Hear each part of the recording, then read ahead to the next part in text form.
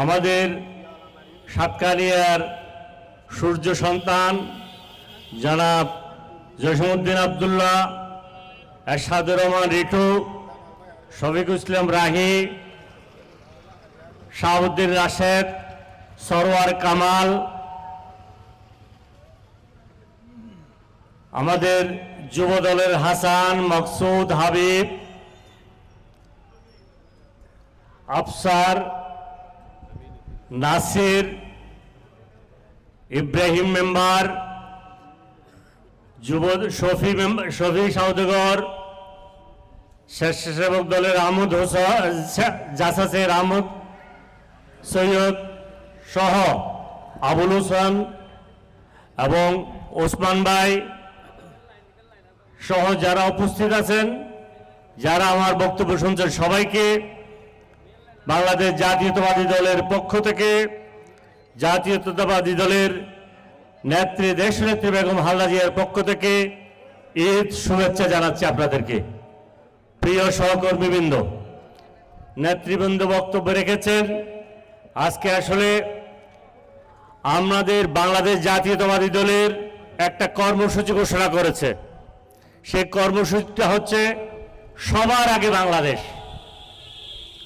এই সবার আগে বাংলাদেশ, এটা হচ্ছে দীর্ঘদিন আমরা যে আনন্দ থেকে বঞ্চিত ছিলাম, বিদেশি আগ্রাসন, সাংস্কৃতিক আগ্রাসনে আমরা যে জর্জরিত ছিলাম, আমরা দেখেছি শোক অনুষ্ঠানও উলঙ্গ নৃত্য, ভারতীয় অপসংস্কৃতি আমাদেরকে এমনভাবে গ্রাস করে ফেলেছিল। সেই গ্রাস থেকে, রাহক গ্রাস থেকে আমরা বাংলাদেশ নতুনভাবে আবার স্বাধীন হওয়ার পর, আমরা স্বাধীনতা লাভ করার পর আমরা সাংস্কৃতিকভাবেও স্বাধীনতা উপভোগ করার জন্য বাংলাদেশ জাতীয়তাবাদী দল বাংলাদেশের 4টি বিভাগীয় শহরে এই সবার আগে বাংলাদেশ কনসার্ট শুরু করেছে। আগামী 11 তারিখ আউটার স্টেডিয়ামে চট্টগ্রাম বিভাগীয় এই কনসার্ট হবে। সেখানেও আপনাদেরকে দাওয়াত দিচ্ছি। আমরা চাই, আমরা মাছে ভাতে বাঙালি, আমাদের দীর্ঘদিনের একটা সাংস্কৃতিক ঐতিহ্য আছে। সেই ঐতিহ্যটাকে আমরা বুকে ধারণ করে আমরা অল্প কিছুদিন পর বাংলাদেশে আমাদের বৈশাখ আসবে। সেই বৈশাখকে আমরা জাতীয়তাবাদী দল আমরা আমাদের সংস্কৃতির মধ্য দিয়ে আমরা বরণ করে নেব, যেভাবে আমরা ইসলামী নববর্ষকে আমরা বরণ করে নিই সেভাবেই। সুতরাং আজকে ঈদ পরবর্তী, আপনারা জানেন দীর্ঘ 15 থেকে 17 বছর আমরা একটি ঈদের সময়, রমজানের সময় মানুষের পাশে এসে তাদের যে সহমর্মিতা নিব, তাদেরকে সহমর্মিতা জানাবো, এই অবস্থা আমাদের ছিল না। কোলা ময়দানে দাঁড়িয়ে আপনাদের সাথে আজকে যেভাবে বক্তব্য রাখার সুযোগ পেয়েছি, সেভাবে বক্তব্য দেওয়ার সুযোগ হতো না। এখানে যারা বক্তব্য দিয়েছে তারা বাড়িতেও আসতে পারেনি এই সময়ে।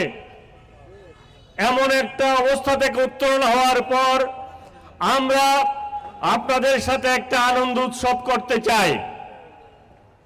আমাদের নেত্রী যখন ব্রিটিশে চিকিৎসার জন্য গিয়ে এই ঈদের দিন পার্কে আনন্দ করেছে ছেলেকে নিয়ে, আজকে 17 বছর যিনি ছেলের মুখ দেখতে পায়নি, সেই ছেলেকে নিয়ে আজকে উদযাপন করেছে। আমরা কেন বাংলাদেশে আমাদের নেতাকর্মীদেরকে নিয়ে উদযাপন করব না? সেই কারণেই আজকে আমাদের মূল থিমটা ছিল আমরা একটা সাংস্কৃতিক অনুষ্ঠান করব। বক্তব্য বিভিন্ন সময় দিই, আমরা বক্তব্য দিব না। আমি আজকে উপদেষ্টাকে, ডক্টর ইউনূসকে আমি আজকের এই ঈদ পুনর্মিলনী অনুষ্ঠান থেকে শুভ অভিনন্দন জানাতে চাই।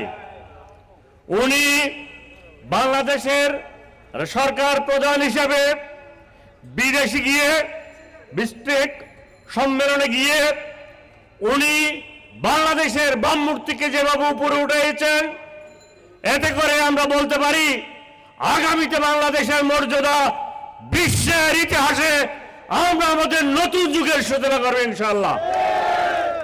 আপনারা দেখেছেন বিগত দিনে আমাদের সরকার বিদেশি রাষ্ট্রপ্রধানের সাথে দেখা করার জন্য, সেলফি তোলার জন্য উন্মুখ হয়ে থাকত।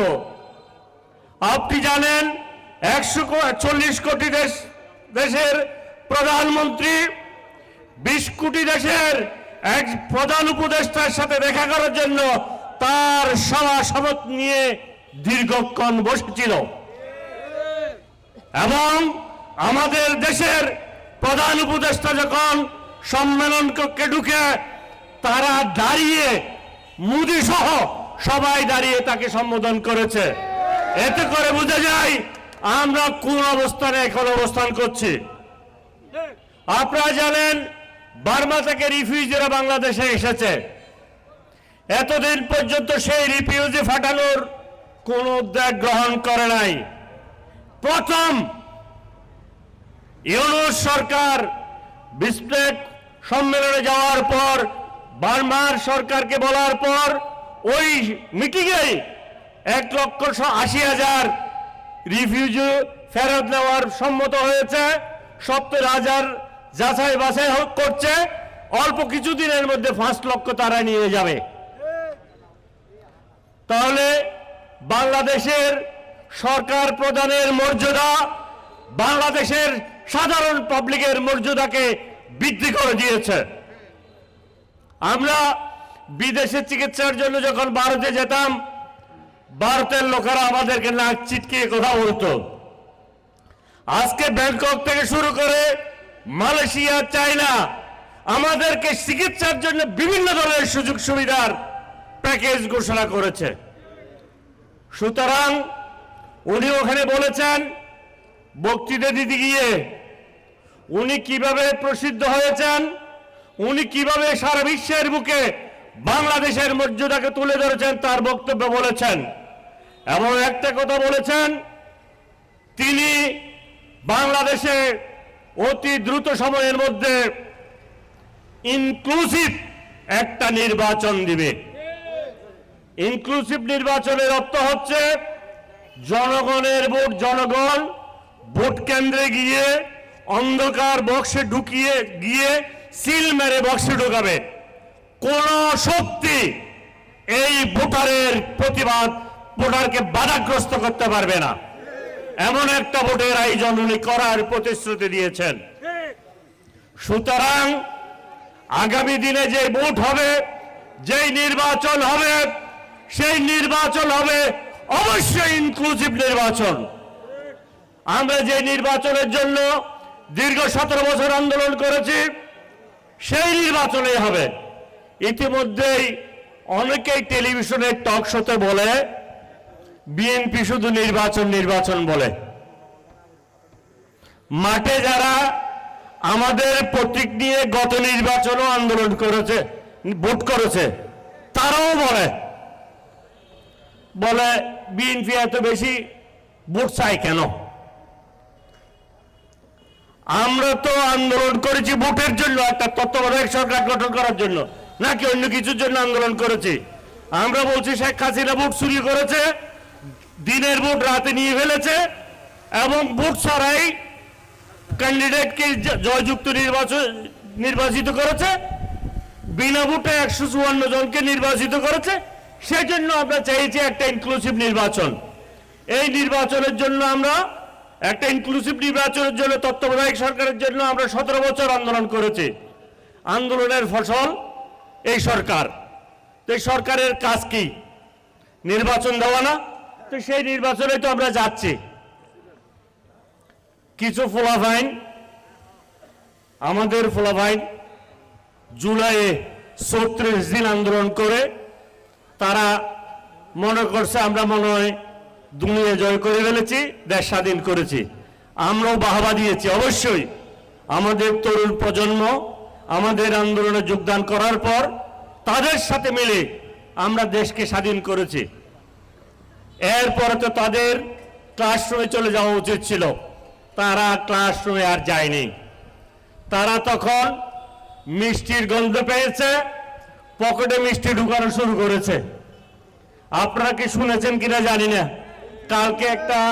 কালকে একটা উপদেষ্টার বাবা দেখলাম মোটর সাইকেলের পিছনে করে যাচ্ছে। এক ভদ্রলোক বলছে আপনি এটা দিবেন বলছিলেন, দেন নাই কেন? মোটর সাইকেল থেকে নামে তাকে দেখে মারতেছে। আপনারা ভিডিওতে দেখছেন কিনা জানি না। এবং হাতিয়াতে একটা এই সমন্বয় দেখলাম, সে ভিডিওতে তার নাকি দেশের বাড়ি নাই, সন্দ্বীপে সর্বনিকৃষ্ট গরিব হচ্ছে সে তার বক্তব্য। তার বাবা মাস্টারি করত, পেনশনের টাকা পাই নাই, পেনশনের টাকা পাইলে একটা গার করবে। কিন্তু কয়েকদিন আগে দেখলাম সে প্রাডু গাড়িতে করে এলাকায় গেছে বহর নিয়ে। আর একটা জমিদারের ফোলা, তার নাম নাকি সার্জিস, সে 100 গাড়ি নিয়ে এলাকায় গেছে। সে বলছে তার দাদা নাকি অনেক সম্পদ আছে। খবর নিয়ে দেখলাম তার বাপ ছিল একটা দালাল টাইপের লোক, তার মা হচ্ছে যে ওই এলাকার মুয়াজ্জিনের মেয়ে, তার বাপ প্রম্পট করে তার মাকে বিয়ে করেছে। 1 বিঘার মতো জায়গা আছে তার বাপের ভাই হচ্ছে যে 3টা, আধা বিঘেও জায়গা পাবে না, তাই নাকি জমিদার 50 গাড়ির টাকা নাকি সে দিয়েছে। এই যে যাদের উপর ডক্টর ইউনূস ভরসা করেছিল তরুণদেরকে দিয়ে এই বাংলাদেশকে বিনির্মাণ করবে, তরুণরা ক্ষমতা পাওয়ার পর চুরি শুরু করেছে। আওয়ামী লীগ হাইনাদের কাছ থেকেও বেশি চুরি করে ফেলেছে 8 মাসের মধ্যে। তো সুতরাং তারা যদি এই ক্ষমতায় আরো দীর্ঘায়িত করে, নির্বাচনকে আরো বেশি দীর্ঘায়িত করে, তাহলে তারা আরো বেশি চুরি করবে। এই চুরদের চুরি বন্ধ করার জন্য হলো একটা নির্বাচন দরকার আছে। আমি আন্দোলনে যারা শহীদ হয়েছে, 36 দিনের আন্দোলনে যারা শহীদ হয়েছে, 15 বছরের যে আন্দোলনে যারা শহীদ হয়েছে, গুম হয়েছে, তাদের আত্মার মাগফিরাত কামনা করছি। যারা আহত হয়েছে, যাদের আহত হওয়ার বিনিময়ে আজকে আমরা এই আলোচনা সভা করার, সাংস্কৃতিক অনুষ্ঠান করার সুযোগ পেয়েছি, তাদের আশুরূপ মুক্তি কামনা করছি। প্রিয় ভাইয়েরা, আমরা বাংলাদেশ জাতীয়তাবাদী দল আজকে যারা সংস্কারের কথা বলে, 2017 সালেই বিএনপি সংস্কার কর্মসূচি ঘোষণা করেছে, 27 সালে সেটাকে আনুষ্ঠানিকভাবে ঘোষণা করেছে এবং এই 24-এ এসে এটাকে 31 দফায় রূপান্তর করেছে। এর বাইরে কি আর কোনো সংস্কার আছে? আমরাই তো প্রথম সংস্কারের কথা বলছি এবং আমাদের শুনে শুনে আজকে আপনারা সংস্কারের কথা বলে